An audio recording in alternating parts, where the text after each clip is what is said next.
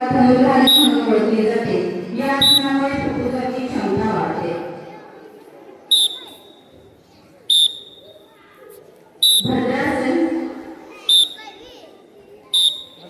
भद्रासनामुळे आपल्या शरीरातील संपूर्ण रक्तप्रवाह सुधारतो. तसेच मांड्या, गुडघे आणि कंबर यांची लवचिकता वाढते. वक्रासन. या आसनामुळे रक्ताभिसरण चांगले होऊन पचनक्रिया सुधारते. तसेच पाठीच्या कण्याला आराम मिळून पाठदुखी त्रास कमी होतो.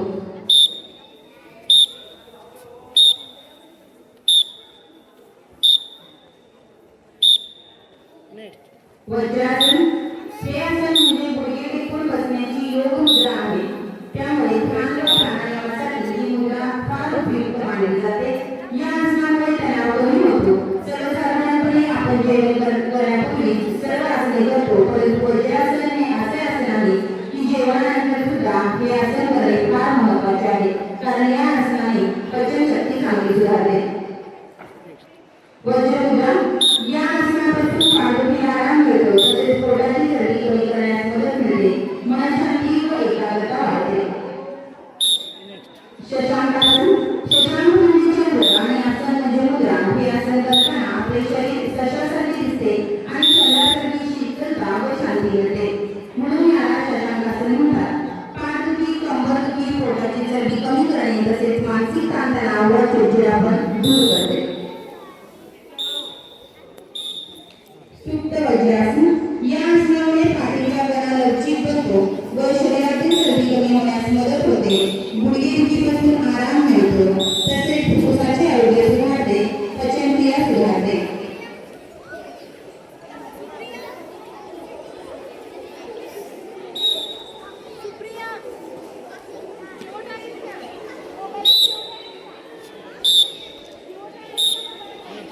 मंडूकासन.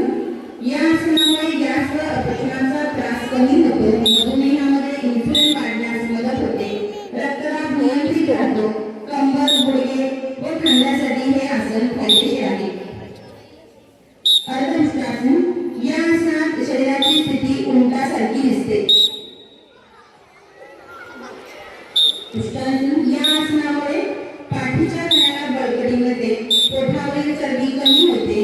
पोट, पाय, खांदे या अवयवाची लवचिकता वाढण्यास या आसनामुळे मदत होते. भुजंगासन. भुजंग म्हणजे नाग. या आसनात नागासारखी स्थिती होते. या आसनामुळे पाठीला, छातीला, पोटाला ताण देऊन हे अवयव मजबूत करते व पोटाची चरबी कमी होते. मकरासन. या आसनात शरीर मगरीच्या आकारात ठेवल्यासारखे असते. शरीराला आणि मनाला आराम देण्यासाठी व तणाव कमी करण्यासाठी व सांधेदुखीवर हे उपयुक्त आहे. शलभासन. शलभासनामुळे पाठीच्या कण्याचे स्नायू मजबूत होतात व कंबरदुखी कमी होते.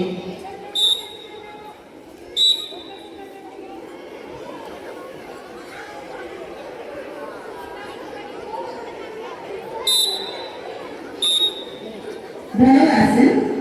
या आसनात आपल्या शरीराचा आकार धनुष्यासारखा केला जातो. पोटाचे व पाठीचे स्नायू या आसनामुळे मजबूत होतात. तसेच पचनक्रिया सुधारते.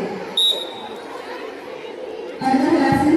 या आसनाला अर्धनागाची स्थिती म्हणतात. या आसनामुळे पोटातील अवयवांना मजबूती येते, रक्ताभिसरण सुधारते व ताणतणाव कमी होतो. हलासन. या आसनाला नांगर मुद्रा स्थिती म्हणतात. पाठीचा कणा, खांदे, मान या अवयवासाठी हे आसन खूप फायदेशीर आहे. त्वचा चमकदार होण्यासही मदत होते. सेतुबंधासन. ब्रीज म्हणजे पुलासारखी या आसनाची स्थिती होते. पाय आणि मांड्या मजबूत होतात. पाठीच्या कण्याला बळकटी मिळते व अनेक त्रास दूर होते. पवनमुक्तासन. या आसनामुळे पोटातील वायू बाहेर काढण्यास मदत होते. कंबरदुखीवर हे आसन उपयुक्त असून पचनक्रिया सुधारते व शरीराला आराम मिळतो. नौकासन. जहाजासारखी शरीराची स्थिती या आसनामध्ये करावी लागते. नौकासनामुळे पोटाची चरबी कमी होते. एकाग्रता वाढण्यास मदत होते. सर्वांगासन. हे आसन हृदय व श्वसन प्रणाली मजबूत करते. मनाचा तणाव कमी होऊन झोप शांत लागते. नवतारुण्य देणारे हे आसन आहे. डायबिटीज या रोगावर फायदेशीर आहे. डोक्याची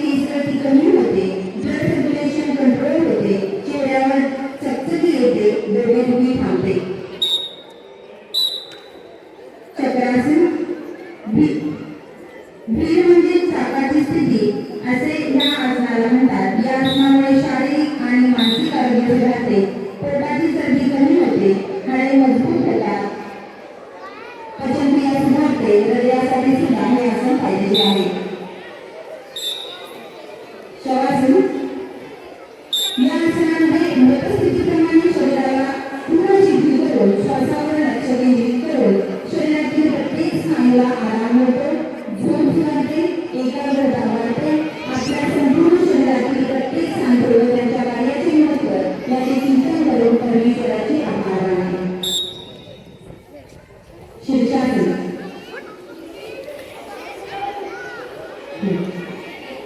शीर्षासन फक्त बघायचं तुम्ही करणार नाही, फक्त बघायचं आहे.